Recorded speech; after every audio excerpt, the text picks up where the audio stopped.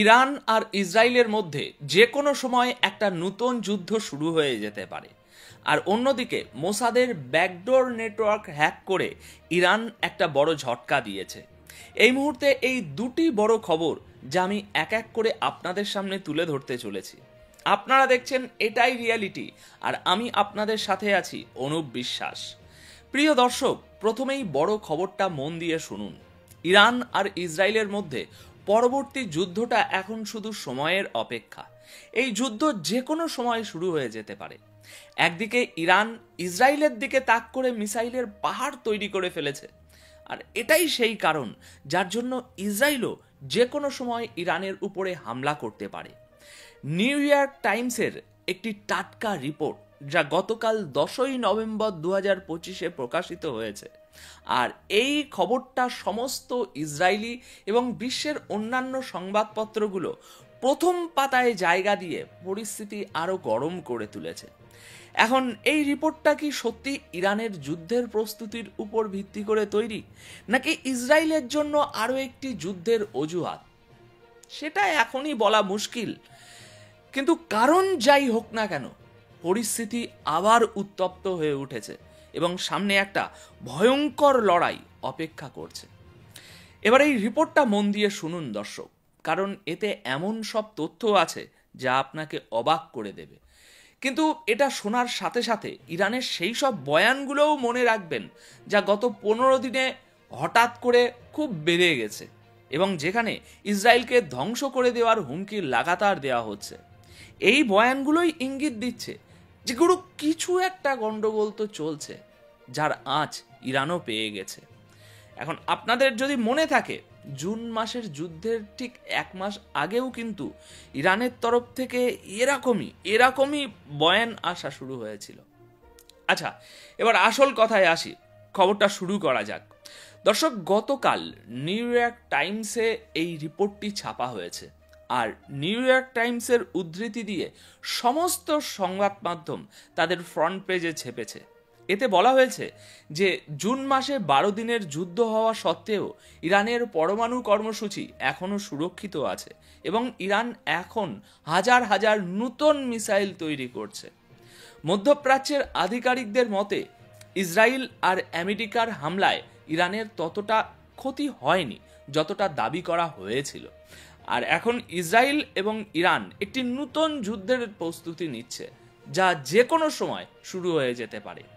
রিপোর্টে আরও বলা হয়েছে যে ইরানের কাছে এতটাই সমৃদ্ধ এনরিচ ইউরেনিয়াম রয়েছে যে তা দিয়ে খুব সহজেই 11টি পারমাণবিক অস্ত্র অর্থাৎ 11টি নিউক্লিয়ার বোমা তৈরি করা যেতে পারে। ইসরায়েলের দাবি, ইরান এই সমৃদ্ধ ইউরেনিয়াম কোনো গোপন জায়গায় লুকিয়ে রেখেছে, অর্থাৎ সেই ইউরেনিয়ামকেই আবার একটা নতুন হামলার কারণ হিসাবে তুলে ধরা হচ্ছে। গত সপ্তাহে ইরানের বিদেশমন্ত্রী আব্বাস আরাকাচি নিজেও বলেছেন যে তাদের সমৃদ্ধ ইউরেনিয়াম এখনো সেই সব জায়গাতেই মজুদ আছে যেখানে আমেরিকা ও ইসরায়েল হামলা করেছিল, কিন্তু ইসরায়েল মনে করে যে ইরান ওটাকে অন্য কোনো সুরক্ষিত জায়গায় সরিয়ে ফেলেছে এবং যুদ্ধের জন্য ব্যবহার করার পরিকল্পনা করছে। তবে এখন যে লেটেস্ট রিপোর্টটি এসেছে তাতে বলা হচ্ছে যে পরবর্তী যুদ্ধের প্রস্তুতির জন্য ইরানের মিসাইল ফ্যাক্টরিগুলো 24 ঘন্টা কাজ করে চলেছে। সুতরাং ভাবুন, কোনো ক্লান্তি ছাড়াই দিনরাত কাজ চলছে। বিভিন্ন শিফটে এই মিসাইল ফ্যাক্টরিগুলোতে মিসাইল তৈরি হচ্ছে, আর এমন ভারী মিসাইল তৈরি করা হচ্ছে যা আগের বারের চেয়েও অনেক বেশি ধ্বংসলীলা চালাতে পারে। রিপোর্টে এও বলা হচ্ছে যে ইরানের কাছে মিসাইলের পাহাড় জমে গেছে। ইন্টারন্যাশনাল ক্রাইসিস গ্রুপের আল ওয়াজের মতে ইরান এখন 500টির বদলে একসাথে 2000টি মিসাইল ছোড়ার প্রস্তুতি নিচ্ছে, যাতে ইসরায়েলি ডিফেন্স সিস্টেমকে পুরোপুরি ব্যর্থ করে দেওয়া যায়। ভাইস আরও বলেছেন যে ইসরায়েল মনে করে তাদের কাজ এখনও অসম্পূর্ণ রয়ে গেছে এবং তারা আবার হামলা করবে, আর সেই কারণেই ইরানও সম্পূর্ণ প্রস্তুতি নিয়ে রাখছে।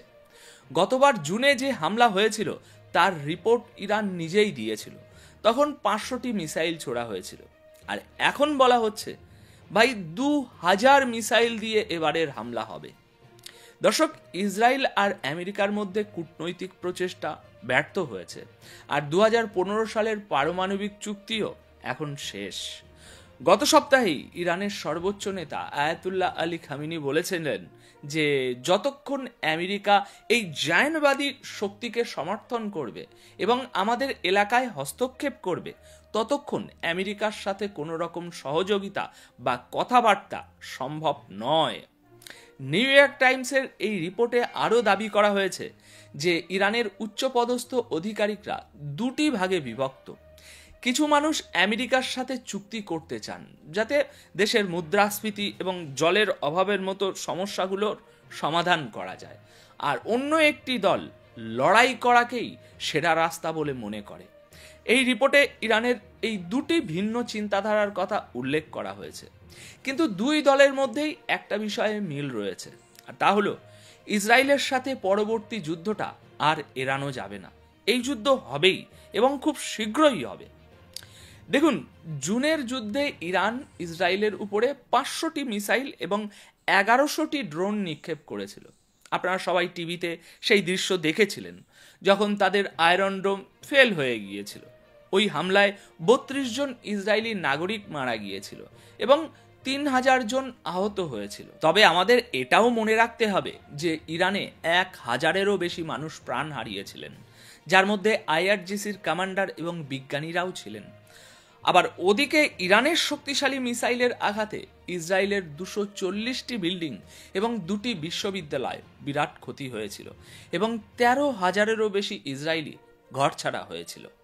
এখন পরিস্থিতি আবার সেই দিকেই এগোচ্ছে, যুদ্ধ আবার দরজায় এসে কড়া নাড়ছে, আর এবারের ইরানের প্রস্তুতি আগের চেয়ে অনেক বেশি শক্তিশালী, কারণ এবার তারা কম সময়ের মধ্যেই ইসরায়েলের সাথে একটা বোঝাপড়া করে নিতে চাইবে। ইরান এবার যুদ্ধটাকে লম্বা করতে চাইবে না। এখন আপাতত এই রিপোর্টটি সামনে আসার পর পুরো মধ্যপ্রাচ্যে একটা বড় যুদ্ধের সম্ভাবনা দেখা যাচ্ছে। আর মনে রাখবেন, আমেরিকান প্রেসিডেন্ট ডোনাল্ড ট্রাম্পের জামাই জ্যারেড কুশনারও কিন্তু গতকাল হঠাৎই ইসরায়েলে পৌঁছেছেন। তাহলে ব্যাপারটা কি বলুন তো? এখন যাই হোক, এই হেডলাইনটা কিন্তু অনেক কিছুই ইঙ্গিত দিচ্ছে। The next war is only a matter of time, Iran prepares waves of missile toward Israel. অর্থাৎ পরবর্তী যুদ্ধ এখন শুধু সময়ের অপেক্ষা। ইরান ইসরায়েলের দিকে মিসাইলের ভান্ডার তৈরি করে রেখেছে।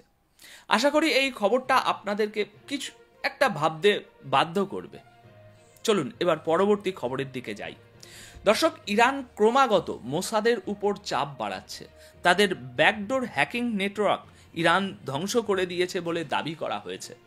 ইরানের আইআরজিসির গোয়েন্দা সংস্থা ইসরায়েলের গোয়েন্দা সংস্থা মোসাদের সাথে যুক্ত একটি বড় গুপ্তচর নেটওয়ার্ককে ধরার দাবি করছে।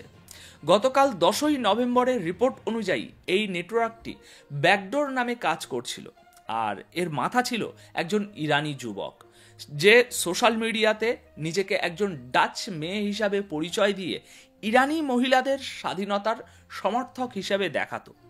আসলে এই ব্যক্তিটি ইরানের নিরাপত্তা অফিসার এবং পুলিশের ডেটা বিক্রি করে ইসরায়েলের কাছ থেকে ক্রিপ্টোকারেন্সিতে টাকা নিচ্ছিল, আর ইরান ইন্টারন্যাশনালের মতো চ্যানেলের মাধ্যমে মোসাদের কাছে তথ্য পৌঁছে দিচ্ছিল।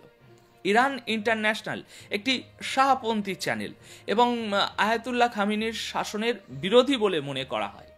আইআরজিসির সাইবার টিম কয়েক মাস ধরে তদন্ত এবং জাল পাতার পর এই নেটওয়ার্কটাকে ফাঁস করেছে। জিজ্ঞাসাবাদের সময় জানা গেছে যে এই গ্রুপটি খোলাখুলিভাবে জায়নবাদী এজেন্ডাকে সমর্থন করে এবং ইরানের সরকার জানিয়েছে যে এই অ্যাকশন মোসাদ এবং সিআইএর মতো গুপ্তচর নেটওয়ার্কগুলোর বিরুদ্ধে চলা অভিযানেরই একটা অংশ। অর্থাৎ ইরান পরিষ্কারভাবে বলেছে, এবার যে শত্রুই আমাদের সিস্টেমে ঢোকার চেষ্টা করবে তার পরিণাম এটাই হবে, হয় গ্রেপ্তারি নয়তো চিরতরে হারিয়ে যাওয়া। আর আজকের এই খবরটিকে প্রথম খবরের সাথে মিলিয়ে দেখুন। আজ